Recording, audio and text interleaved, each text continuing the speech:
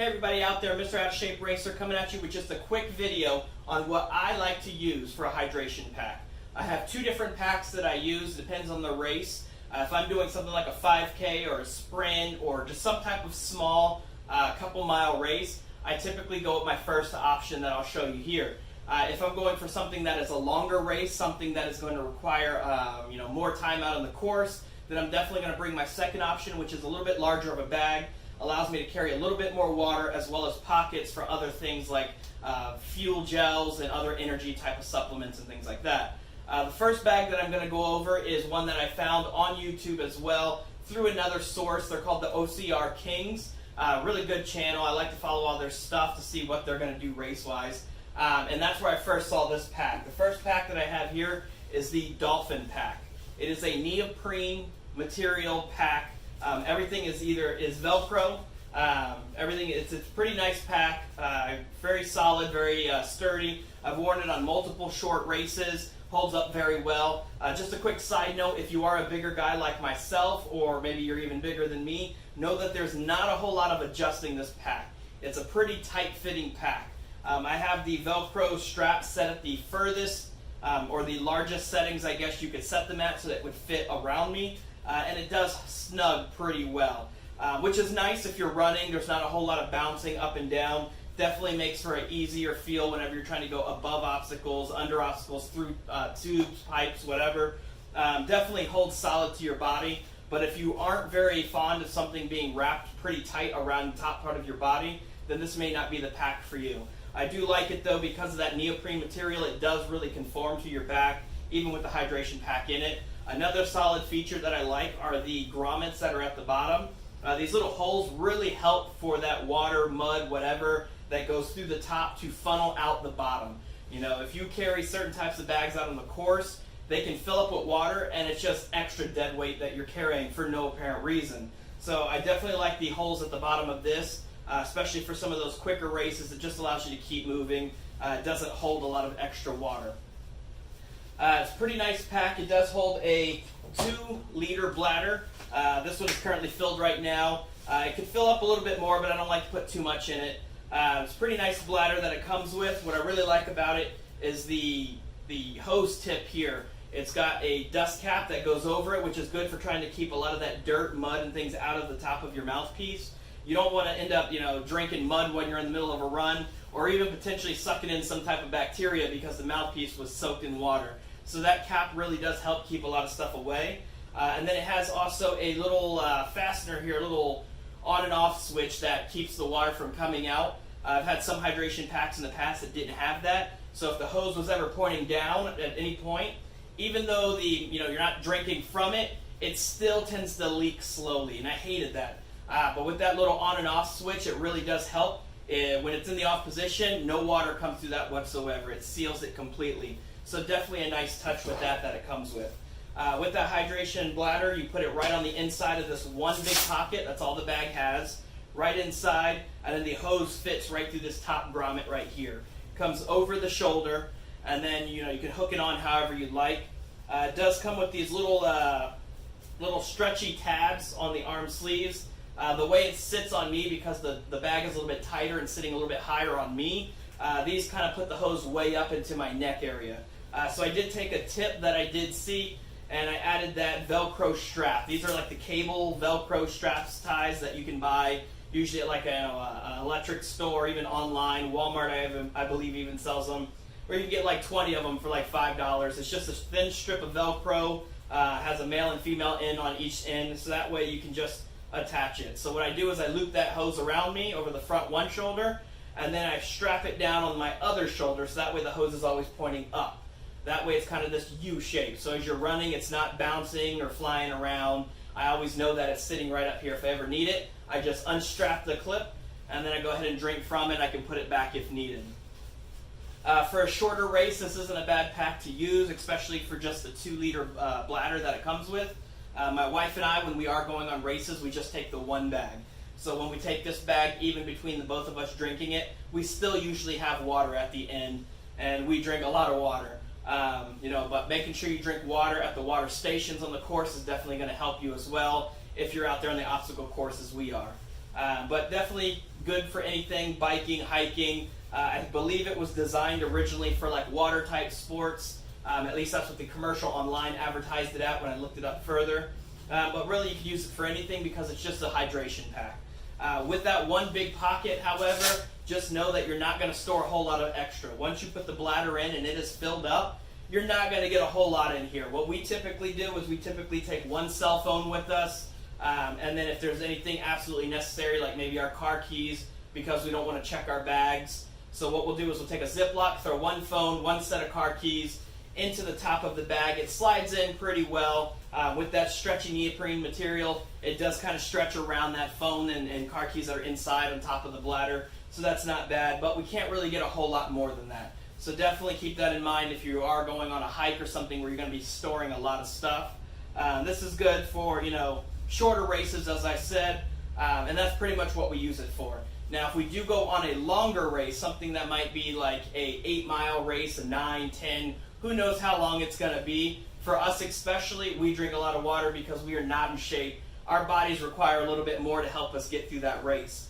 So usually I'll carry this in the shorter races and that's all we bring. But on a longer race, my wife will carry this one here. And then I typically carry this bigger tan one here. This is the Unigear. I got it on Amazon. Nice bag, holds a 2.5 to 3 liter bag. Probably could get a little bit larger in there. Pretty nice, durable material. It is all nylon, does not have any holes at the bottom for drainage. And because of the back cushions here, just know that if this is a bag that goes underwater, it's probably going to absorb that water and kind of weigh you down. But when we are out on the course, with all the extra pockets, with the amount of extra water that it holds, it really gives us a little bit of an advantage. So even if it absorbs water and it gets a little heavier, we're actually able to go a little bit further in that course because of the extra energy gels and water and things like that that we're able to bring with us. With this one, again, it holds about a 2.5 to 3 liter bladder. It's got some zippers here that lift the whole top portion up. And then you've got your one big pocket, which is insulated, so that's nice. So if you do put some cold water in here, it'll typically stay cold. Even out in the Florida sun, keeps it pretty cold for quite some time. All the zippers on this are YKK zippers. These are nicer zippers. They function really well. Even after going through a few races in this, dirt, mud, things like that, after we washed it and rinsed it and got it into almost new condition again, the zippers still function without an issue whatsoever. It does have a buckle to hold the top portion here that hides the bladder on the inside. And this top flap that does lift up, not only does it lift up to get to the bladder, but it's also a separate pocket. So inside this pocket, this is where we'll typically store our energy gels, a cell phone, car keys. We put everything in a Ziploc bag. That way we don't have any energy gels leaking inside of our bag, or make sure our phone, car keys, things like that don't get wet if we ever go underwater, if it's raining or anything like that. Right down here, it's got a bigger bottom pocket. Inside this bottom pocket, you have 2 mesh pockets on the back side, 1 mesh zipper pocket in the front.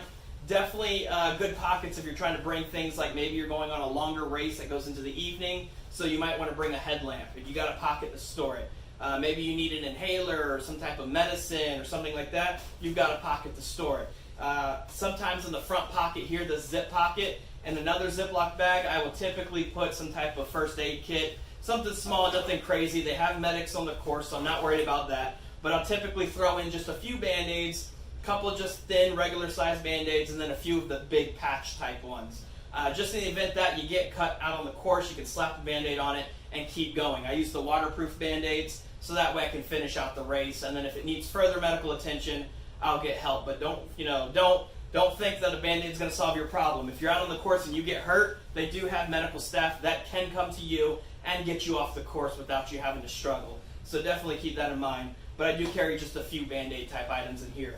I do like the Molly webbing. You could attach things if you wanted. Maybe you got a Bluetooth speaker. You can clip it on. It's got a patch section if you want to put a patch.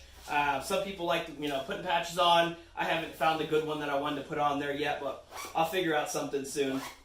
Definitely like this one. The straps on the front are pretty solid. Feels sturdy. It's got this little clip right here that swivels around. So as the hose comes over your shoulder, just like the Velcro strap I used on my Dolfinpack, This clip is what the hose clips right into for you. So you don't need any extra Velcro pieces, any extra ties. It's actually got a clip that clips that hose right into it for you.